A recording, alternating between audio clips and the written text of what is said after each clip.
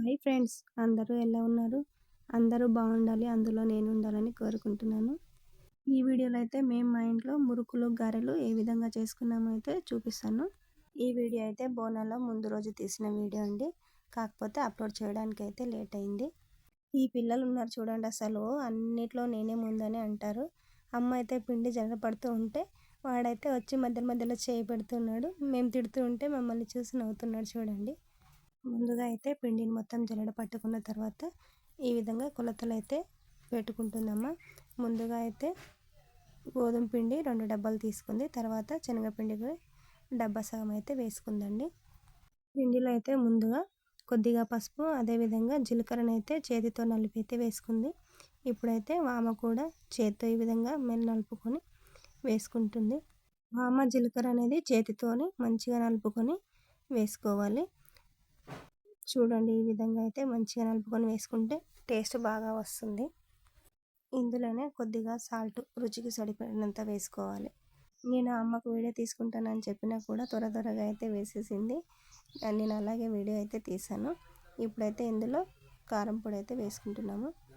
కారం పొడి అనేది చూసుకొని వేసుకోండి, పిల్లలు ఉంటారు కదా, అందుకోసం వాళ్ళ కోసం తగినట్టుగా అయితే వేసుకోవాలి. మేమైతే మా దగ్గర పిల్లలందుకు కొద్దిగానే వేసుకున్నాము. ఈ పిండినంతా ఈ విధంగా చేత్తో పిసుకుంటూ మంచిగా అయితే కలుపుకోవాలి. ఇందులో కొద్దిగా నువ్వులు కూడా అయితే వేసుకుంటుంది అమ్మ.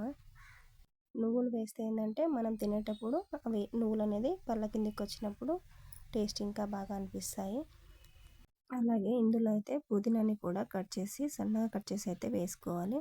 మేమైతే ముందుగానే కడిగి ఈ విధంగా అయితే సన్నగా తరుక్కొని ఈ పిండిలో అయితే వేసుకున్నాము. అదేవిధంగా అమ్మ అయితే ఇక్కడ కరివేపాకును కూడా ఇలా చేత్తో చిలిమి వేసేసింది. పిల్లలైనా పెద్దవాళ్ళైనా నార్మల్గా అయితే కరివేపాకు, పుదీనా కొంతమంది అయితే తినడానికి ఇష్టపడరు. అలాంటి వాళ్ళకైతే ఇలా చేసి ఏంటంటే మురుకులు గారెలు ఎవరికైనా ఇష్టం కాబట్టి ఈ విధంగా వేస్తే వాటిని తీయడానికి రాదు, అలాగే తింటారు. అందుకోసమని ఈ విధంగా అయితే సన్నగా తరుక్కొని వేసుకోవాలి. టేస్ట్ కూడా బాగా వస్తాయి. ఇవన్నీ వేసుకున్న తర్వాత మరొకసారి ఈ విధంగా అయితే చేత్తో మంచిగా కలుపుకోవాలి. అయితే అల్లం వెల్లుల్లిపాయ పేస్ట్ డైరెక్ట్గా వేసుకుంటే మొత్తం అంతా కలవాలని చెప్పి ఈ విధంగా అమ్మ అయితే వాటర్లో కలిపి కొద్దిగా వాటర్ అయితే వేసుకొని కలుపుతుంది. అయితే కొద్దిగా ఆయిల్ని కూడా వేడి చేసి వేసుకోవాలి, అదైతే మర్చిపోయాము. ఇదైతే ల్యాండ్ ఫోన్ అండి. ఈ ఫోన్ ఎవరెవరికి గుర్తుందో కామెంట్ బాక్స్లో అయితే కామెంట్ చేయండి. ఇదైతే మేము చిన్న ఉన్నప్పుడు ఫస్ట్ మా ఇంట్లో ఇదే ఫోను. మా నాన్న అయితే దాన్ని గుర్తుగా అలాగే ఉంచుకున్నాడు. ఇక్కడైతే అమ్మ కొద్దిగా వాటర్ వేసుకొని పిండిని అయితే మంచిగా ముద్దలాగా అయితే చేసుకుంటుంది.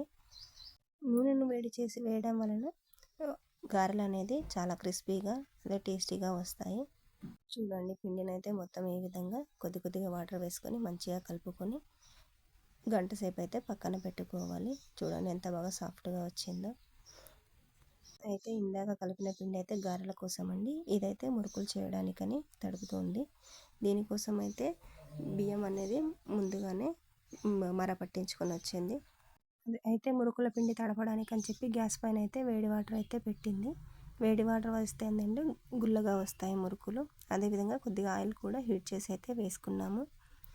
మురుకుల పిండిలో అయితే సాల్ట్, అదేవిధంగా జీలకర్ర, వామ, కారం, పసుపు ఇలా అన్నీ వేసుకొని అయితే ఈ విధంగా వేడి నీళ్ళు వేసుకొని మెల్లగా కలుపుకోవాలి స్పూన్తో. ఇలా వేడి వాటర్ వేసి కలుపుకున్న తర్వాత కొద్దిగా చల్ల వాటర్ అనేది వేసుకొని చూడండి, ఇక్కడ ఇలా ఈ విధంగా కొద్దిగా చల్ల వాటర్ అయితే వేసుకొని మొత్తం పిండిని అయితే మంచిగా కలుపుకోవాలి. అయితే మురుకుల పిండి కోసం అయితే అమ్మ అయితే బియ్యం, అదేవిధంగా అందులో కొద్దిగా శనగపప్పు, కొద్దిగా మినప్పప్పు, అదేవిధంగా కొన్ని పుట్నాలు మరియు కొన్ని సగ్గుబియ్యం అయితే వేసి మర పట్టించుకొని వచ్చింది ముందుగానే. ఈ విధంగా మొత్తం పిండిని అయితే ఈ విధంగా కలుపుకొని పక్కన పెట్టుకున్నాము. ఇప్పుడైతే కట్టెల పొయ్యి పైన బాండి అయితే పెట్టుకొని అందులో డీప్ ఫ్రైకి సరిపడినంత ఆయిల్ అయితే వేసుకోవాలి. చింటూ ఏం చేస్తున్నావు?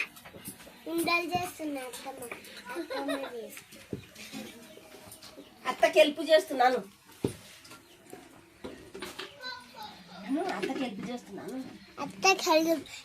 చేస్తున్నాను.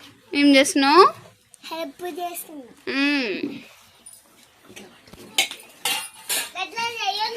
నేను తెలియ వండుతావు. చిన్నది చేయాలి. అట్లా కాదు. అది చెయ్యి. అమ్మ. చింటూ ఏను అరే, పని చేయవగానే ముగ్గులు తింటావు.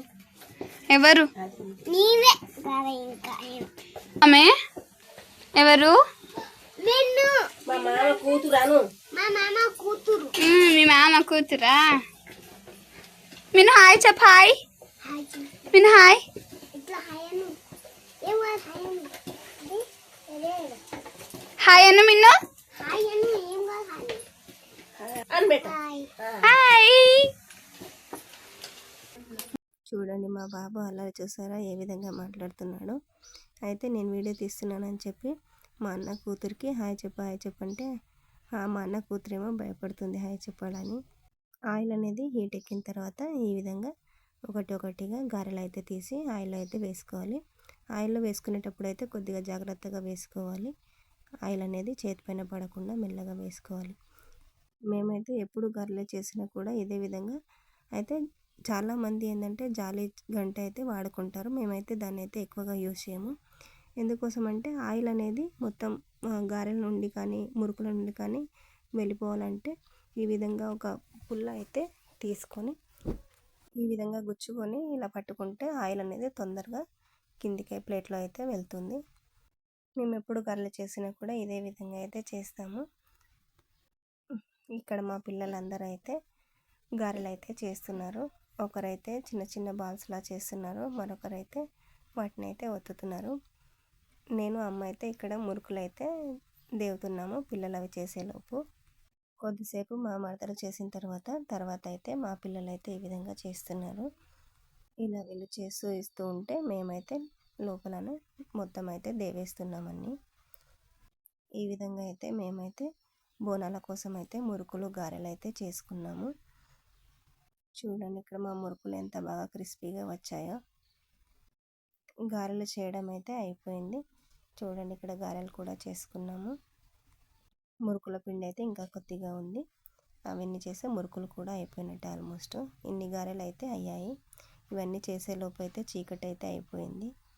ఆ వీడియోస్ మీకు నచ్చినట్లయితే లైక్ చేయండి, షేర్ చేయండి, అదేవిధంగా సబ్స్క్రైబ్ కూడా చేసుకోండి. బాయ్.